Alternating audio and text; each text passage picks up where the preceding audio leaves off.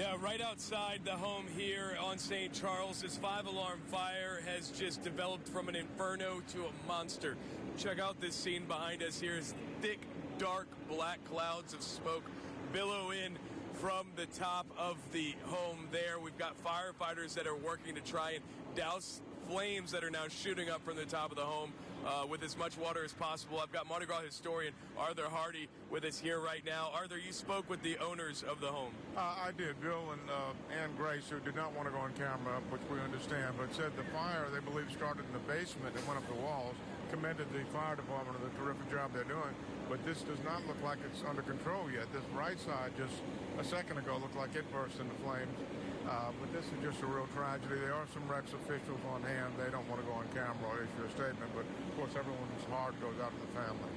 All right, thank you so much, Arthur. We're going to continue following this situation. Obviously, it is still developing. You can see the bright orange flames now ripping up through the oaks here on the iconic, historic house on St. Charles. Of course, we'll continue to have the very latest information on this 5-alarm fire here on St. Charles Avenue at the Rex House. Reporting live, Rob Krieger, Fox 8, Local First. The time now is 10:24, and we interrupt your programming to bring you the latest on a breaking news story we have been covering all morning. A 5-alarm fire on St. Charles Avenue in the Garden District. It is one of those historic homes where the Rex Carnival crew stops on its traditional route. Let's go straight now to Josh Robertson for the latest on this fire.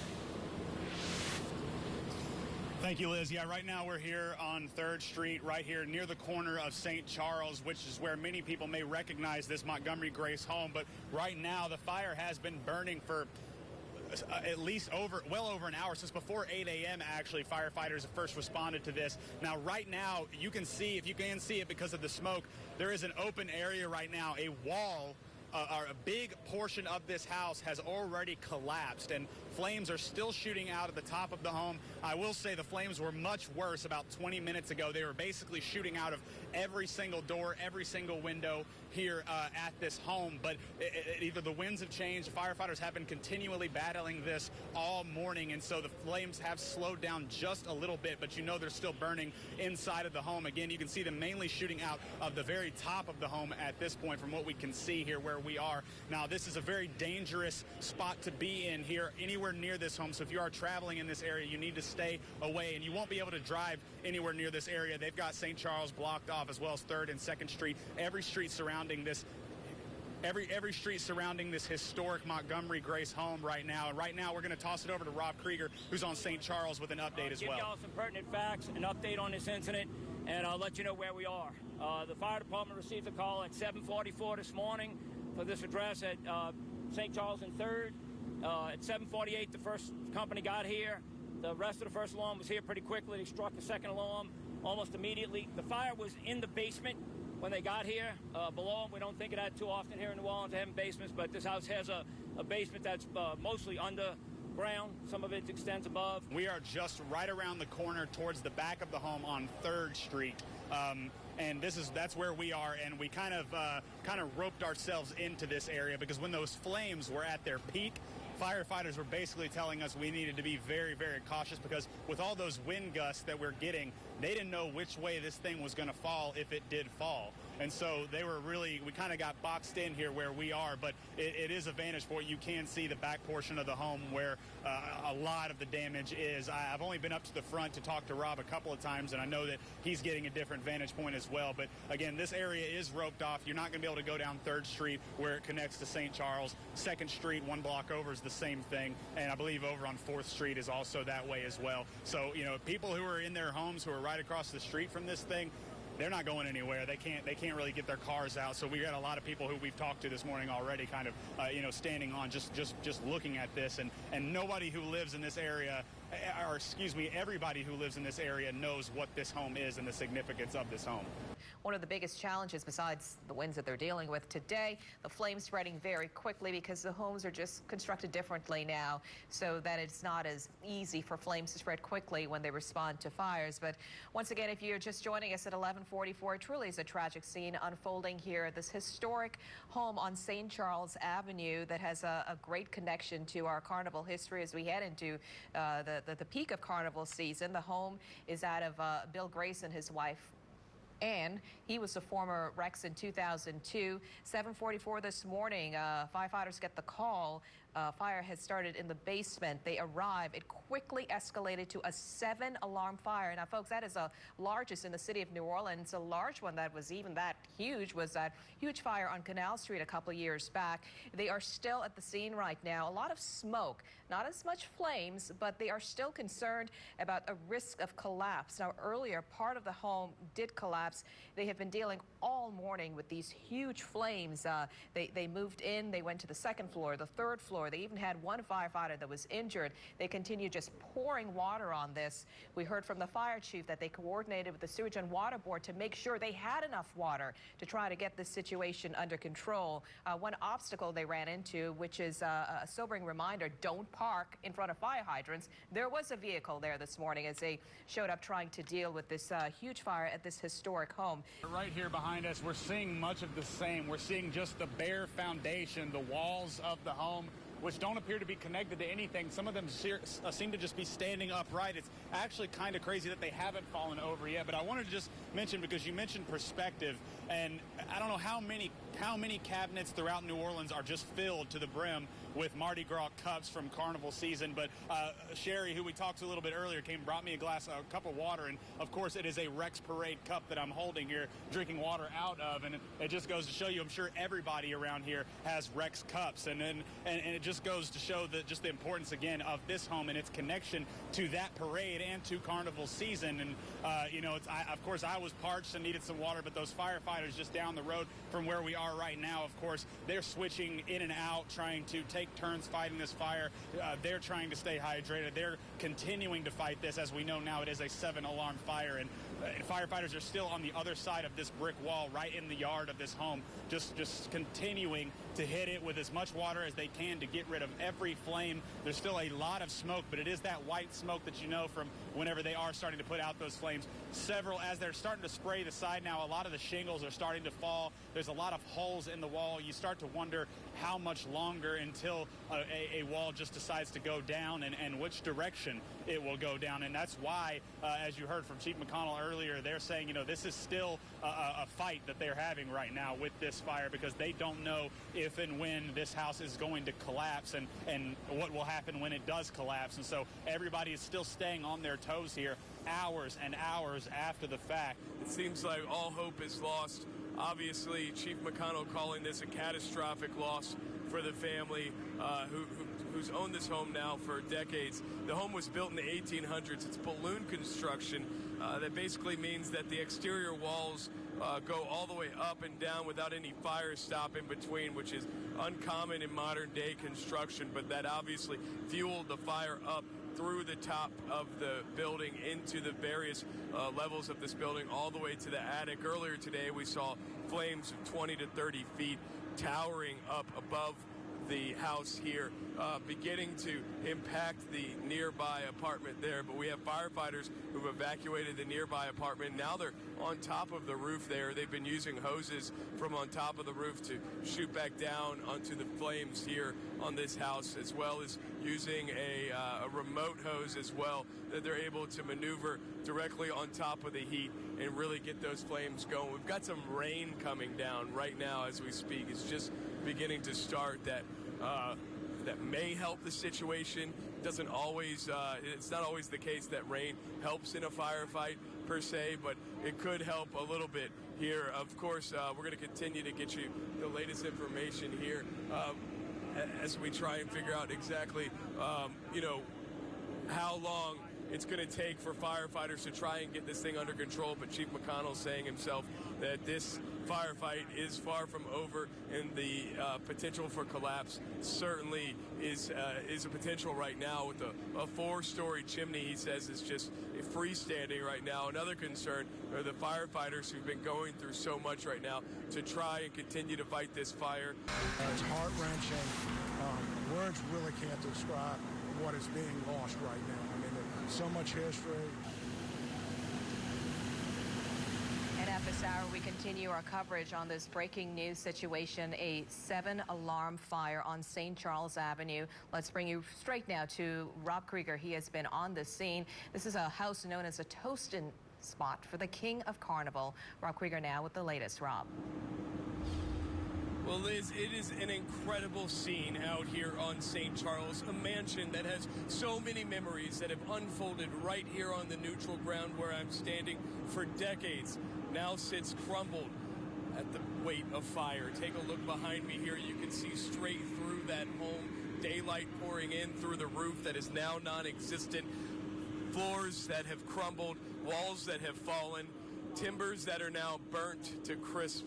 It is a sight to see as firefighters continue to battle this 7-alarm fire using several different ladder trucks as well as a remote hose. They're also on top of a building right next door, an apartment building that was evacuated, 20 apartments, all evacuated. They're on top of that building using a hose as well to try and hit hot spots and tamp down the damage. Now, Chief McConnell says this firefight is far from over and the potential for collapse, well, they're worried about that as well. The current homeowner is Bill Grace. He's got family ties that go back over 100 years. For 107 years, Rex has stopped at the Grace house to toast the occupants of the home. At one point, it was Bill Grace. Bill Grace also formerly the head of the city's Mardi Gras coordinating committee back in the early 2000s, playing an integral role in keeping some of the traditions of Mardi Gras alive through one of the difficult periods of Carnival back then. We spoke to him briefly. He did not want to go on camera, obviously distraught, but he seemed relieved. He expressed relief that all of his family is okay. No word yet on whether or not they will rebuild. Power remains out within about a 3-block area of this fire scene right now, creating some inconvenience for neighbors, but most people are relieved, obviously, that the fire did not spread to other adjoining buildings. There was an evacuation of the large apartment complex just to the downtown side of the Grace Mansion at one point, but people who live on this entire block, like Brenda Nelson, have been taking precautions all day. I think quite worried because of the embers. Luckily, it's been so misty that the rooftops aren't really dry. They're kind of wet, but these old houses, they're so close together, you know. They're, like I said, we live around the corner on Carondelet, so we kind of, but we have our hoses ready. If we have to, we would get on our roof, you know, to spray it if we have to. And the New Orleans Fire Department was obviously extremely worried that it would spread at one point. They had a command post set up here for most of the morning. It has now moved out. Some indication, perhaps, that the threat of this fire spreading to this neighborhood filled with beautiful historic homes is not going to actually happen. You've been involved in dozens, scores, hundreds of restoration projects. What are your thoughts right now as you look at that as to what might need to be done to try and save whatever can be saved there? Well, it's still an active scene, so we won't know until it's finally stabilized there. As I said, parts of it are still collapsing, so we'll need to see what is there and whether it can be salvaged. Hopefully, it will be salvageable in that we can restore the building back to its original prominence along the avenue. And you say you're familiar with the Montgomery family, one of the families that owned it. What do you know about the construction, Robert, that made this fire particularly difficult for firefighters today? Most of the houses I've worked on right around it had a typical platform construction where you would build from floor to floor, then you'd build on top of it there. That's generally the way we still build today, and that's the way most of the codes call for things to be done. We do require more fire stops today. From what I have heard, it started in the basement, went quickly through the roof, in which that may have been it traveled up the elevator. Thank you, Rob. We are here outside of the home right now. We're continuing to follow this firefight that continues. We actually saw flames still popping up from the house, even with the rain coming down, even with multiple hours of water sprayed on this house here. Just a few minutes ago, there was a large collapse as a portion of that roof fell down. Right now, I want to bring in Larry Barron here. Friends with the owners of this house here, grew up in and out of the house. Tell us a little bit about, you know, just your initial reaction here seeing all this. Well, you know, shock and foreboding. You don't know how bad this is going to be. And, you know, what the flames didn't get, the water might finish the job. So we're all on, mostly in shock, I'm afraid. We've been coming over here with our buddy for 50-something years, particularly for Mardi Gras. And kind of knew the insides of the house pretty well, but mostly for Mardi Gras. Well, tell us what it's like inside. I mean, it's such an iconic house, but not a lot of people have been inside. They see the front, they know it. Well, the way we said it was, a lot of magnificent, beautiful museum heirloom furniture and furnishings, but the house never had the feeling of being a museum at all. It was always a residence. I want to give you one more look behind us here. I want you to take a look at this left portion of the roof. It was maybe about 12:20 or so. We heard just a giant collapse, and that entire portion of that roof just fell down in onto the balcony there. Pieces of the oak tree that are wrapped around this historic home fell down onto it. And then even still to this point, the only portion of the roof that's remaining still burning here. Amal, I don't know if you can see that there on this triangular corner there. There's still smoke coming up, and I can still see flames now burning here. The rain is still coming down pretty good. The firefighters have dumped thousands upon thousands of gallons onto this historic home, but still it burns. It just gives you an idea of the beast of an inferno that this fire is and how hard it has been for these firefighters to put it out. Such a historic home with so much history, so much lost here today, so many people having fond memories of all the times they've had right here on the neutral ground. And in 13 days, Fat Tuesday is coming. Mardi Gras will still happen. Rex will still roll. And for the people who live here, the family members of the folks who live here, they say they still hope. There's a toast right outside here on Mardi Gras Day. As you can see, firefighters still on the scene, paying close attention. A huge home, as you said, Liz, valued at over $2.5 million. It was reportedly built for entertaining, just a large home with double parlors inside.